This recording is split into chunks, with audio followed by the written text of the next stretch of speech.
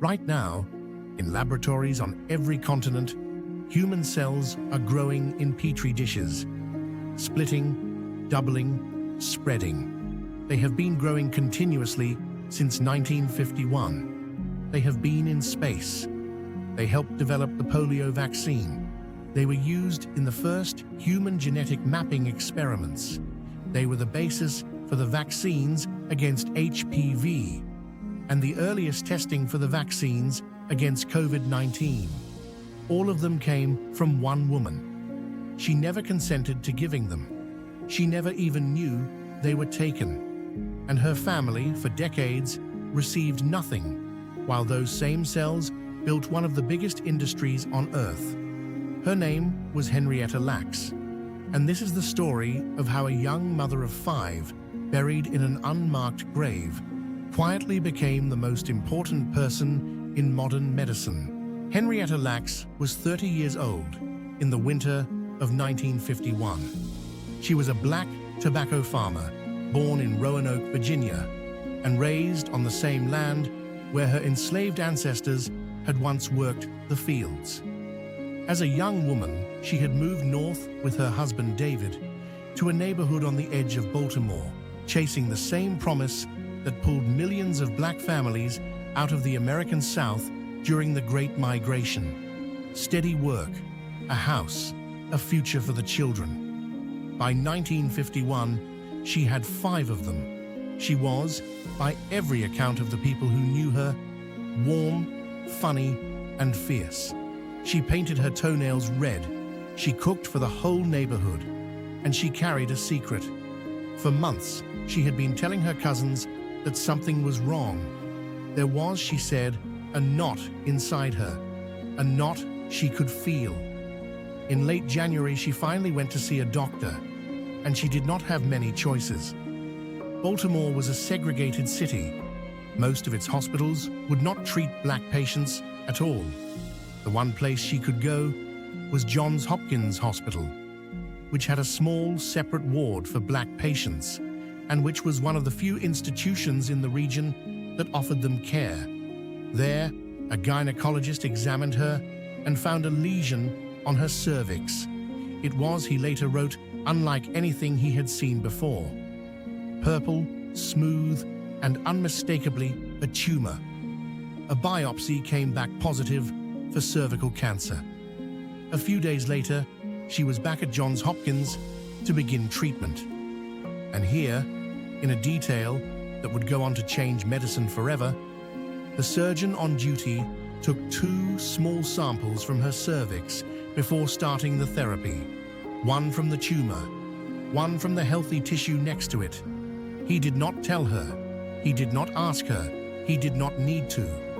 At the time, in American hospitals, patients had no legal right to their own tissues, and no one thought they needed one. The samples were carried down through the hospital and delivered to a small, cluttered laboratory run by a researcher named George Gay. Dr. Gay had a difficult, decades-long obsession. He wanted to grow human cells in a dish. To modern ears, that sounds simple. In 1951, it was almost impossible. For years, scientists around the world had been trying to keep human tissue alive outside the human body. Every attempt had failed. Cells taken from patients would sit in their glass tubes, refuse to divide, and quietly die within a few days, sometimes hours. But if you could grow human cells in a dish, everything changed. You could test drugs on them. You could infect them with viruses to study how the viruses worked. You could watch cancer up close, in real time, in a way no living patient would ever allow.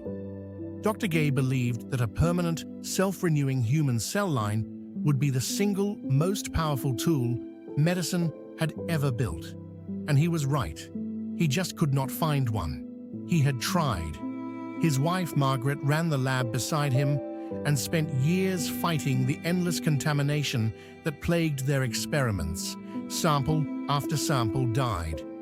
Dr. Gay received Henrietta's cells the way he had received hundreds of others before them. He did not expect anything unusual. He did not even know her name. His assistant labeled the tubes the way she labeled every sample that came through the lab. 2 letters from the patient's first name, 2 letters from the last, HeLa. She wrote it on the side of the glass in pencil, put the tubes into the incubator, and moved on. Nobody was watching when they started to divide. The next morning, they were still there. The morning after that, there were more of them. Then more.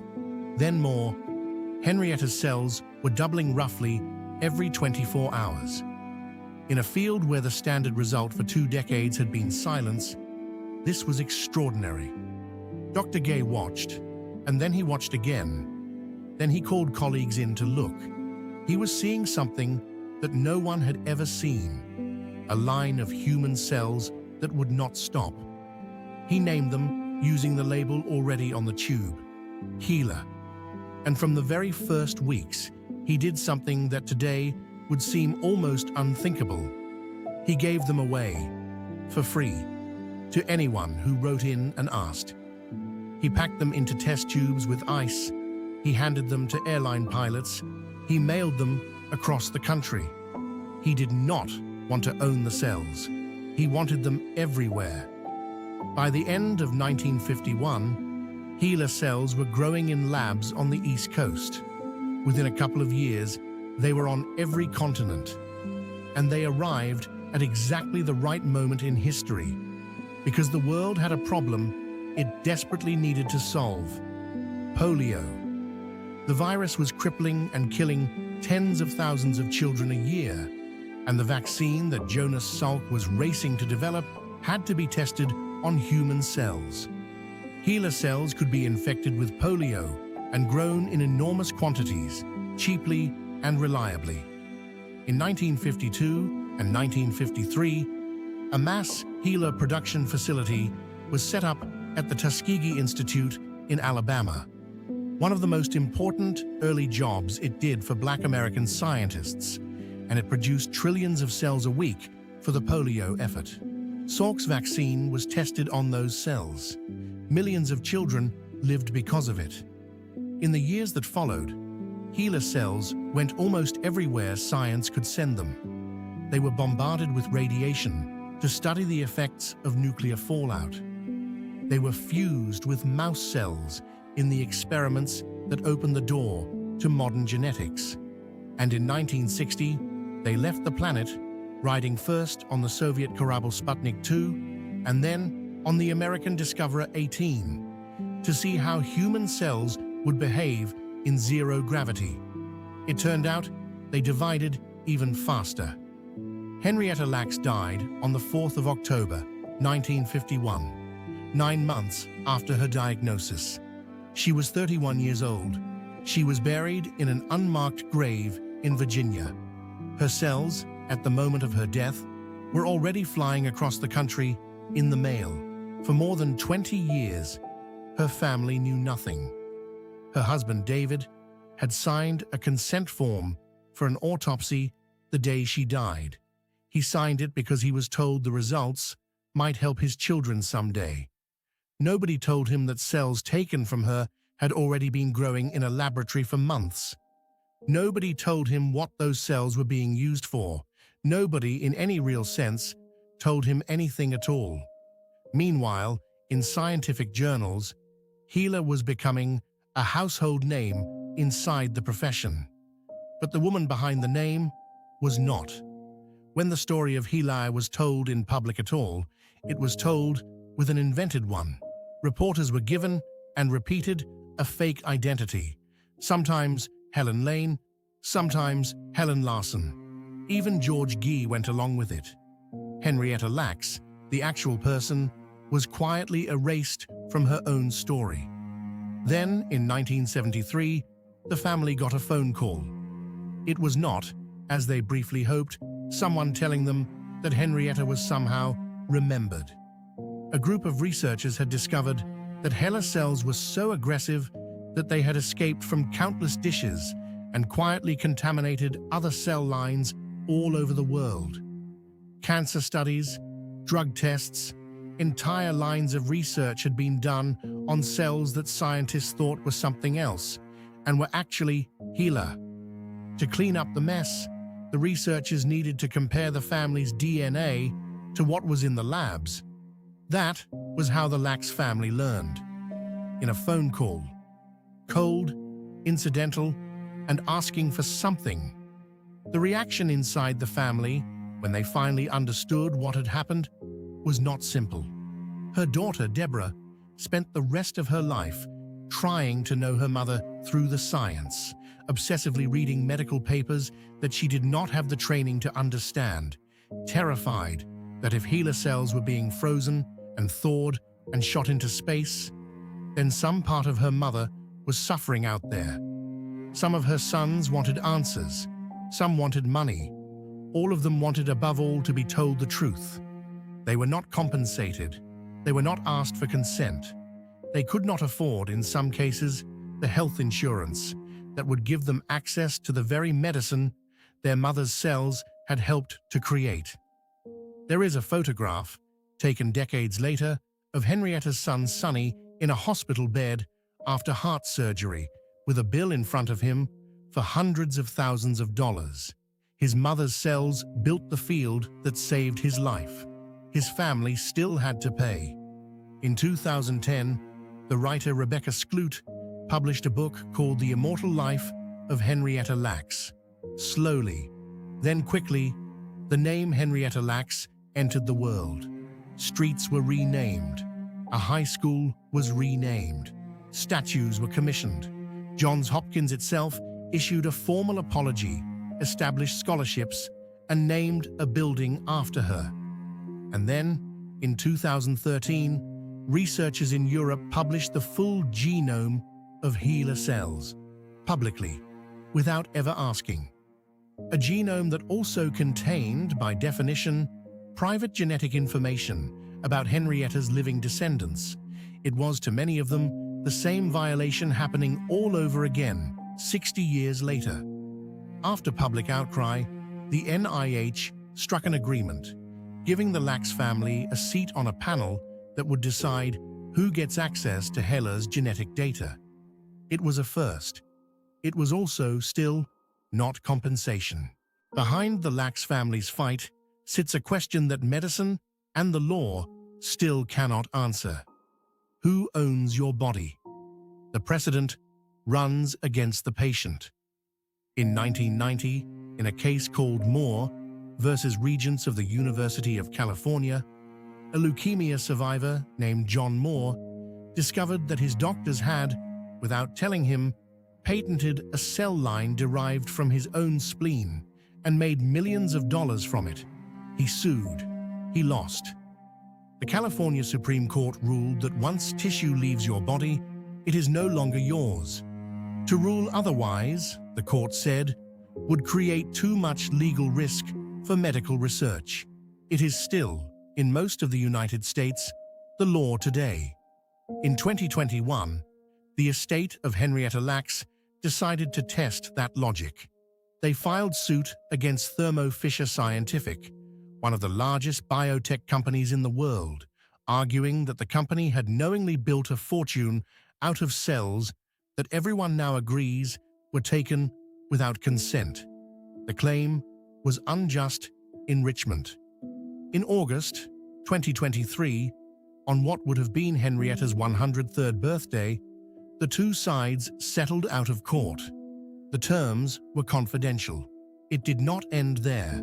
The family filed more suits against more companies, using the same argument. Ultragenyx, then Viatris, then Novartis.